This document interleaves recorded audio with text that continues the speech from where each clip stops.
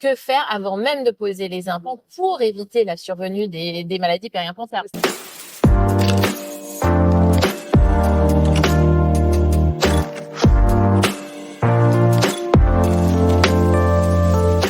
Bonjour, Brenda Mertens. Bonjour Je Michel. suis formatrice sur ID Web Formation, un sujet brûlant, les périimplantites. Première question, les périimplantites, ok, mais dans un cabinet d'omnipratique, quel est l'intérêt de suivre cette formation? Eh bien, l'intérêt est multiple parce que on a tous des patients qui ont des implants ou qui vont avoir des implants. Il est important évidemment de reconnaître les différents facteurs de risque pour éviter déjà dans un premier temps la survenue des périimplantites.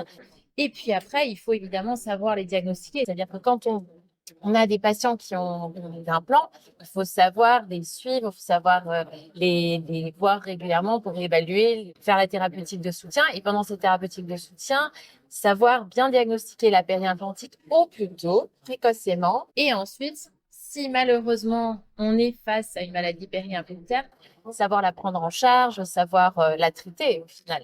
Alors, j'ai peut-être une question déjà pertinente, que je trouve en effet pertinente, en fait, dont on parle déjà beaucoup, c'est sondé ou pas sondé finalement? Autour C'est d'un une bonne question. Alors, il faut sonder. Il faut sonder, Voilà. voilà. On ne sonde pas tous les mois, évidemment. Le but, en général, par rapport au profil de risque des patients, la moyenne est en général de voir le patient 2 fois par an et de visualiser déjà les tissus et de sonder, en effet. Mais il faut savoir sonder. Il faut savoir ne pas traumatiser les tissus périimplantaires.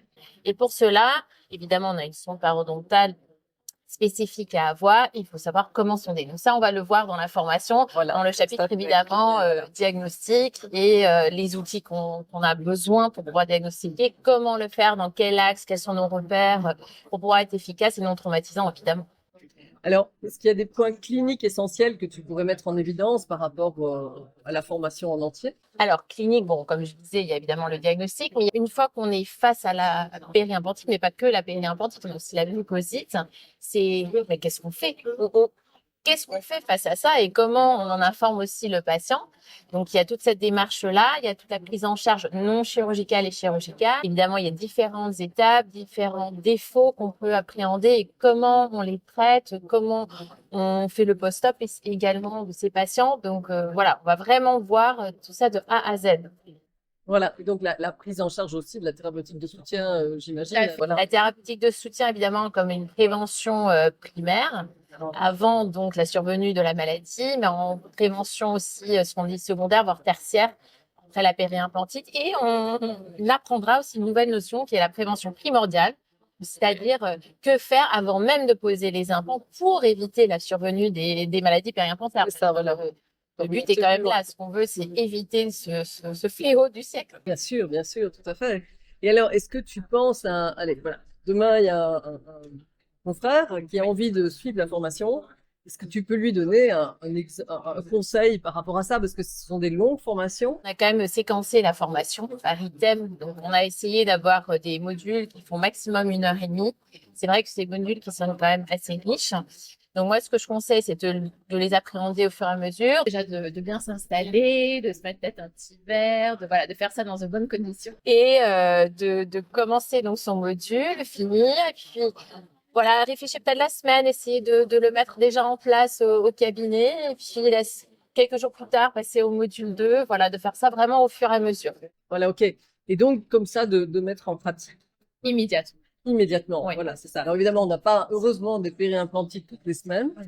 Mais en effet, dès qu'on pense en avoir une, c'est Oui, mais même les patients font des implants, en fait. c'est ça. C'est-à-dire d'office, dès le départ, parce que dès le premier module, on va voir les différents facteurs de risque. Donc, vraiment appréhender les patients qui vont avoir des implants. Est-ce qu'on est dans de bonnes conditions pour mettre un implant, déjà? Et ceux qui ont déjà des implants se dire, ah oui, mais comment est son profil de risque? Comment je vais faire? Comment je vais diagnostiquer? Voilà.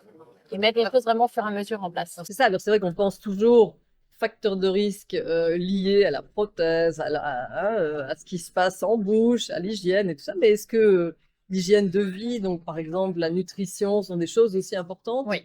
Ça, c'est des éléments importants. Alors, tout n'est pas encore élucidé, évidemment. Bien La science, sûr. elle évolue de jour en jour. Mais il y a des points importants et des points qu'on peut évaluer de manière très simple. Voilà. Et donc, ça, c'est des choses qu'on peut mettre en place. Et il y a même certains éléments que, alors moi, j'ai pas d'implant, mais je me suis dit, est-ce que vraiment j'ai une hygiène de vie adéquate? Donc, tout ça, on peut bien mettre en place de suite. Voilà.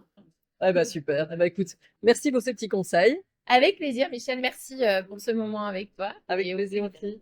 À bientôt. à bientôt.